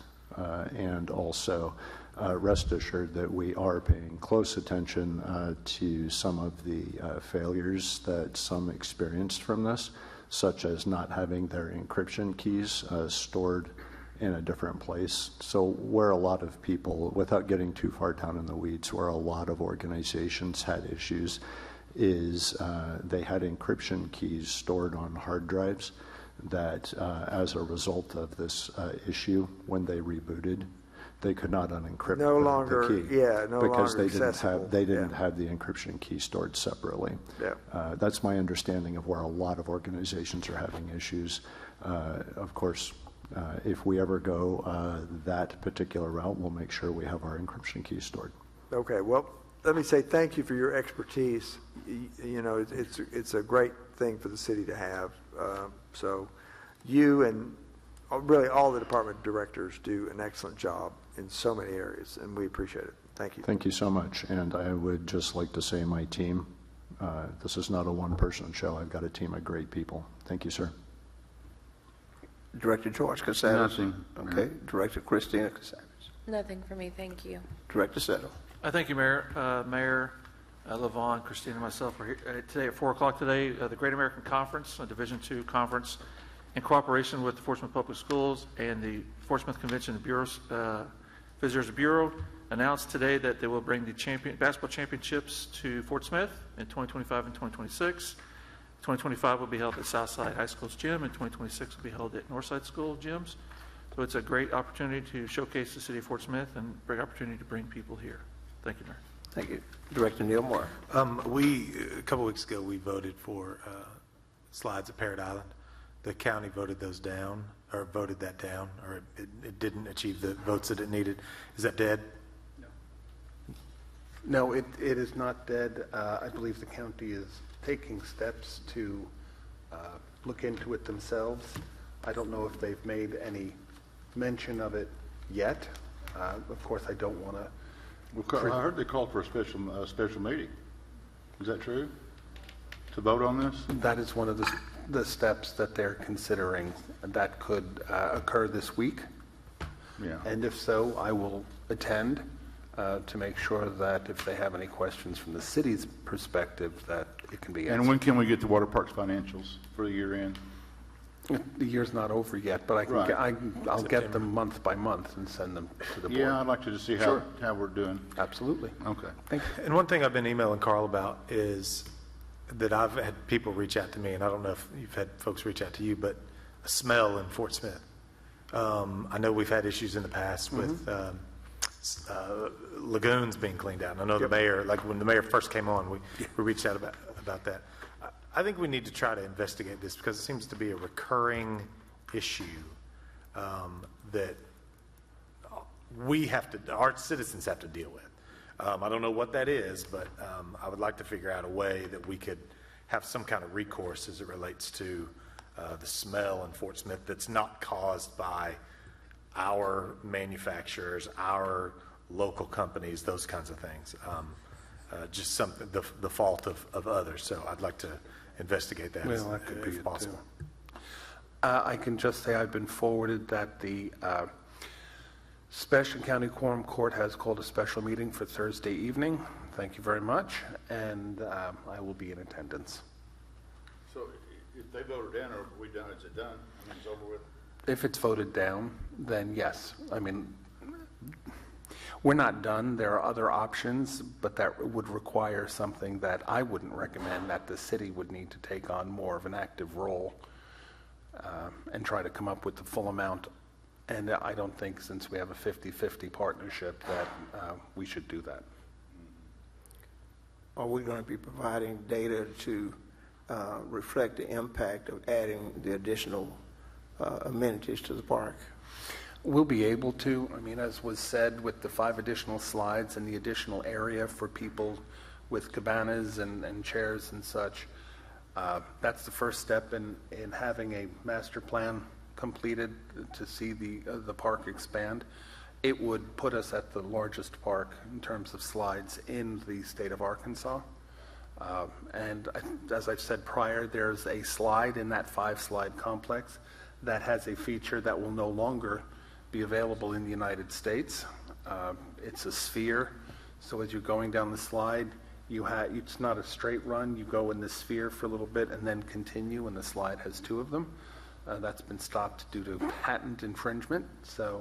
And this slide has that. So it's just an added feature. It will also allow us to add sufficient capacity at the park, because as we've been told, the maximum number of people at any one point in time is 1,996, so 2,000.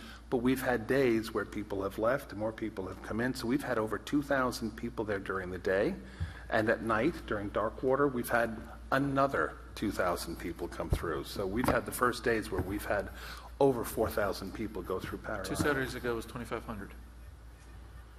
So, You know, Jefferson, Kansas has a water park. Jefferson Park, Kansas, I believe, and they enclosed it. They're open year-round, making a fortune. Is that a possibility? Is that something to ever that's look at? definitely, well, it's something we should look at. I would think, though, we would want to expand in order to meet our current demand, and then look into enclosing it. But that would be my recommendation. Okay, thank you. Mr. Gifkin, you recognize. Thank you, Mayor. Yes, just to let everyone know, I'd like to announce, as part of the first phase of a reorganization plan in the city, that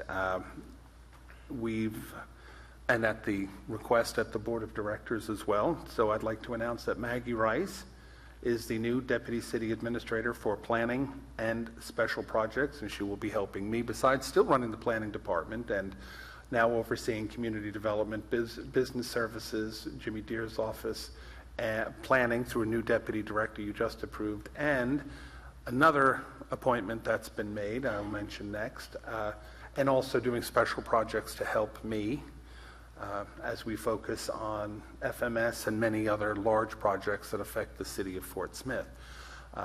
The 4th department she will be overseeing is, and I think he's still here, I hope so, is Sean Gard is now the Director of Neighborhood Services.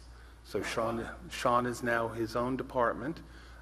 Given the level of effort and the expansion that the board has put into that department and how they're focusing on blight on a systematic basis, besides still following up when there's a complaint, it is very much worthwhile that he become a department head. And lastly, just to announce that Joshua Robertson is now becoming the director of a new department, Sustainability, Fleet, and Maintenance and Citizen Services. It's really an administrative department, but one that will focus on sustainability, given the $14.5 million grant that we've just been awarded. Joshua was the main movers in that, as Director Rigo had mentioned, with the help of a lot of department heads and people in the city. So we should look for great things. One of the largest projects to be funded from that $14.5 million is Alternatives for Transportation, which will be the alleyway project. That was the design the board approved with McClellan Engineering to do alleyways and turn them into to turn them into trails and ways for people to not only walk, so they don't have to necessarily drive a car, also to help children get to school in a much more safe manner and fashion. Also providing $3,150,000 for EV, electric vehicle charging stations. Fort Smith, we all believe, is very well suited to have charging stations here, especially in the downtown area, which is where we've been focusing on trying to get charging stations for the past 4 years because of our proximity to Interstate 40, Interstate 49, on Interstate 540. When those cars need to be charged, they will need to go someplace. And bringing them into our downtown or other parts of the city of Fort Smith where they can stop, eat, shop while their car charges is a benefit to the city. And MetroPlan, who's the lead agency in this, there were 3 of us, the MetroPlan, the planning district for the capital region, Northwest Arkansas Regional Planning District, which is for Northwest Arkansas, and the city of Fort Smith, which handles our metropolitan statistical area. It's the focus on tourism is also great because now there are places where people can come to and stop, charge as they're driving either through the state or considering coming to the state. And there are several other items, but I won't go on about that. This is really about naming Joshua to that. Citizen Services is moving out of the Utilities Department into the separate department, and I'll be looking for space in 623 because with Citizen Services here and a strong relationship to the Finance Department, I need Joshua over in 623. So really lots of very good things, and as Director Rigo had mentioned, thank you very much to Joshua and Candace and Chris and Michael and all the city staff that worked on the CPRG, Community Pollution, Climate Pollution Reduction Grant, to make that a successful award. I don't know when, if ever, the city of Fort Smith has ever received a single grant award valued at $14.5 million. So we've had some very good things happen last week and this week. Thank you, Mayor. Okay. Congratulations to those folks. Thank you.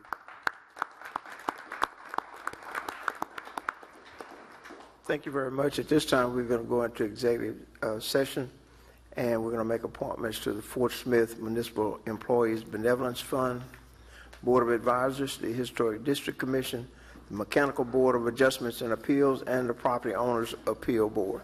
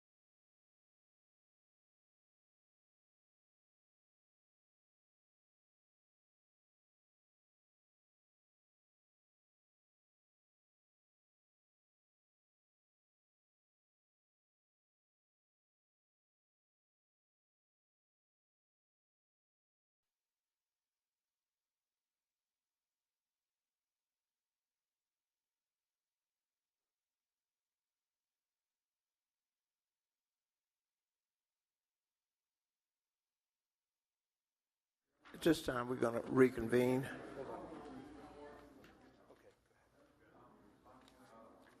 And